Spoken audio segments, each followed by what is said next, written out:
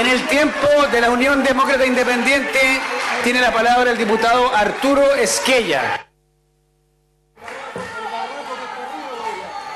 Gracias, señor presidente.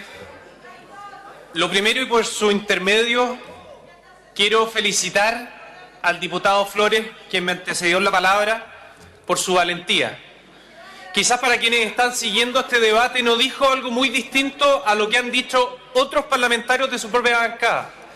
La única diferencia que hace que él verdaderamente tenga pantalones es tener la misma línea en la declaración de principios de su partido, en el discurso y en el voto.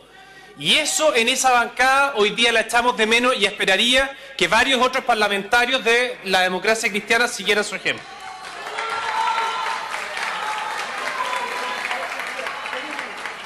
Presidente,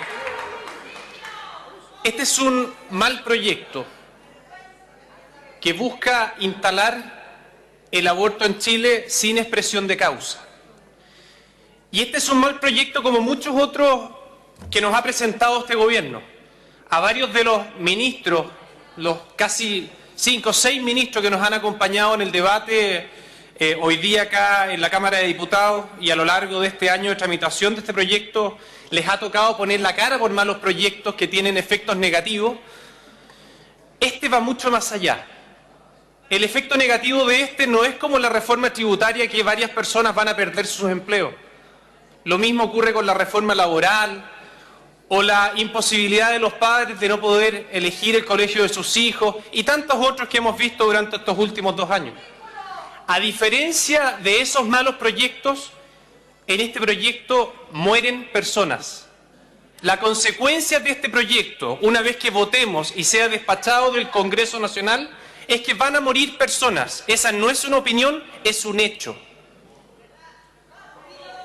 Presidente, el objetivo central de este proyecto, y esto es algo indiscutible e irrefutable, es entregarle el derecho a una persona para terminar con la vida de otra. Se puede decir lo que quiera respecto de las distintas causales y las distintas valoraciones que hacemos sobre el contenido del proyecto, pero de alguna u otra forma llegamos a que al final estamos habilitando a una persona para terminar con la vida de otras.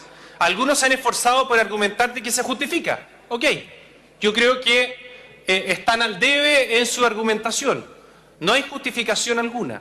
Lo que no pueden desconocer es que precisamente estamos habilitando para terminar con la vida de una persona, y más aún inocente e indefensa. Varias personas, señor presidente, que me han antecedido en la palabra han citado el debate sobre la píldora del día después. La gran diferencia es que lo que se discutía en ese entonces, con argumentos para ambos lados, era justamente la existencia de vida. Usted sabe que nosotros recibimos a más de 70 expertos. Ninguno en el debate de este proyecto, en la tramitación, en las 3 comisiones, acá en la Cámara de Diputados, ninguno puso en duda que se trata de vida. Ninguno puso en duda la existencia de lo que hay dentro del vientre materno, es una persona, un ser vivo. Nadie. Entonces, nuevamente, no estamos frente a una opinión, estamos frente a un hecho que no se puede refutar. Señor presidente, independiente de la causal, independiente de cómo la voten los distintos diputados el día de mañana, la práctica del aborto es exactamente la misma. Esa práctica que la ministra de Salud, a quien saludo por su intermedio, señor presidente, sabe muy bien y tuvo que hacer un avalúo para ver cómo lo iba a incorporar en el informe financiero, en el entendido que es una prestación que va a requerir medicamentos, que va a requerir intervenciones, independientes de la causal. Y independientes de la causal, como le digo, se realiza a través de químicos, de ácidos que desintegran ese ser, o de pinzas que trituran precisamente a esa persona. Da lo mismo cuál es la justificación. Si nos vamos a lo que va a ocurrir en los servicios de salud, es precisamente eso. Se le aplican químicos, se le aplican ácidos o se le aplican ciertos elementos más propios de una ferretería que de un servicio que supuestamente defiende la salud de las personas. Señor presidente, este proyecto tiene problemas y errores conceptuales, tiene una gran dificultad y a mi juicio es totalmente inconstitucional y tiene absurdos jurídicos. En el primer caso, cuando hablamos de errores conceptuales, ya lo decía el diputado Melero, tiene un problema desde el título en adelante.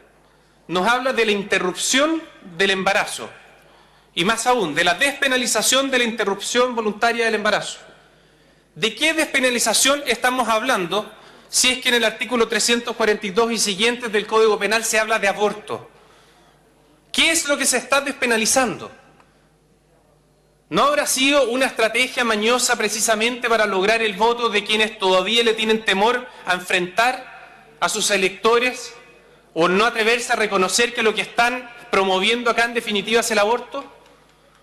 Bueno, esa maniobra precisamente puede incluso generar un absurdo en la legislación, estar despenalizando algo que no está penalizado. Y el segundo error conceptual es precisamente ese. Se partió hablando de despenalización. Hoy día habría que ser muy cara dura para seguir sosteniendo que simplemente se trata de despenalización. Acá estamos hablando de legalización, con todas sus letras. Ejemplo de ello es precisamente que irroga gasto, ejemplo de ello es que se regula precisamente la objeción de conciencia, es decir, es una obligación para todo médico, salvo las excepciones que están en la objeción de conciencia, es una obligación hacerse cargo de este derecho a abortar que van a tener en determinadas circunstancias. Señor presidente, en los absurdos jurídicos, en las situaciones que evidentemente hay que hacerse cargo y que realmente uno no comprende, si hay 5 ministerios que han seguido este proyecto, cómo nos plantean situaciones tan groseramente absurdas desde el punto de vista jurídico. A mí me gustaría partir por hablar de la incongruencia que se genera respecto del derecho que tienen los padres, que son corresponsables de sus propios hijos. Cuando se nos dicen en 2 casos en este proyecto de ley, en su artículo primero, en el número 1, particularmente hablando de las niñas menores de 14 años y aquellas menores de 18 y mayores de 14, de que la niña puede elegir entre su representante legal, se está generando una distorsión que se confronta con la legislación actual. Directamente el artículo 224 del Código Civil, eso no se entiende.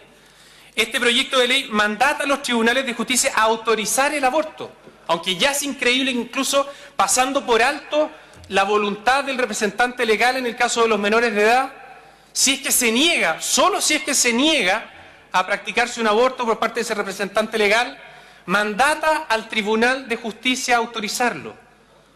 ¿No cree usted, señor presidente, y por su intermedio a las ministras que nos están escuchando, que lo correcto sería de que ese Tribunal de Justicia tomara conocimiento y resolviera? Y más aún, la incongruencia sigue. Se permite la apelación únicamente si es que se niega el aborto. Si se autoriza, no hay apelación. Eso es realmente inentendible. Una verdadera aberración, y esta es una joyita para quienes han planteado las dificultades que tiene este proyecto, es saltarse todas las normas constitucionales y procesales penales en cuanto a cómo se definen y cómo se determinan los delitos en el país.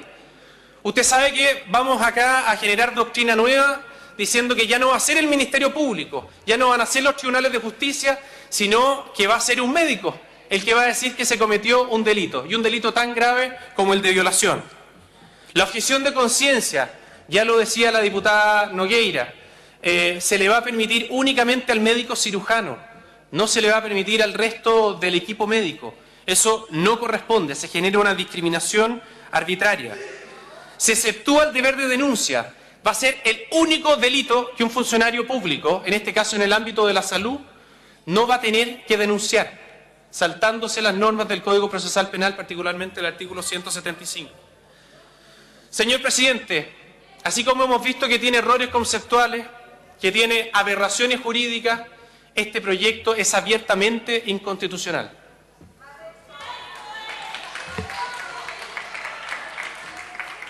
Primero, desde el punto de vista de la forma. Si nosotros analizamos el artículo 19, número 1, inciso segundo, en donde se mandata precisamente a la ley a proteger la vida del que está por nacer. Eso dice la Constitución. Cuando nosotros tenemos eso dentro del artículo 19, lo que corresponde acá es la calificación del quórum para aprobar dicho proyecto precisamente como una ley interpretativa de la Constitución. Y acá se le ha calificado con mayoría simple. Eso no corresponde y por consecuencia y por esas razones hago reserva de constitucionalidad. Tiempo, diputado. Señor presidente, para terminar, a mí me llama mucho la atención que quienes levantan la bandera de este proyecto de ley sean quienes, en muchos casos, incluso con justificación, han levantado siempre la bandera de los más débiles. Y esa es la izquierda.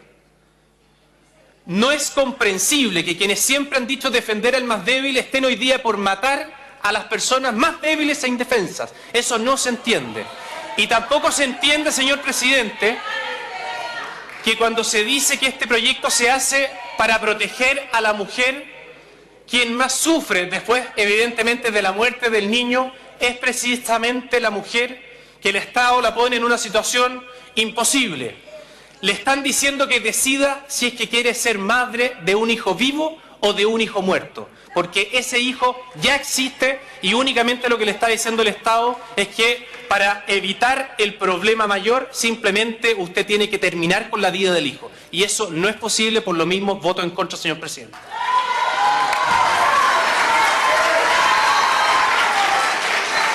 En el tiempo del Partido Socialista tiene la palabra el diputado y presidente de la Comisión de Constitución.